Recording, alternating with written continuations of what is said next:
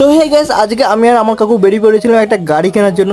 যেহেতু আমাদের বাড়িতে একটা বাইক আছে আর আমাদের বাড়িতে মানুষজন এতজন, তো অনেক কাজ করার ক্ষেত্রে অনেক অসুবিধার সম্মুখীন হতে হয়। তো সেই জন্য গাইস আমাদের বাড়িতে আর একটা গাড়ির খুবই দরকার আছে। আর দেখতে পাচ্ছ এই যে পিছনে যিনি বাইক চালিয়ে আসছেন, ইনি আমার একটা দাদাই হয় বলতে পারো।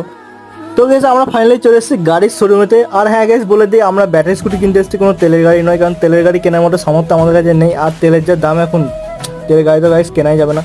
তো গাইস দেখতে পাচ্ছ শোরুমটা কত সুন্দর, আর এখানে নতুন নতুন গাড়িও চলে এসছে। আর এইদিকে আমাদের গাড়ির ফিটিংস চলছে, ঠিক আছে, সব অলরেডি হয়েই গেছে। যে গাড়ির যে আয়নাগুলো আছে সেগুলো লাগানো চলছে এখানে।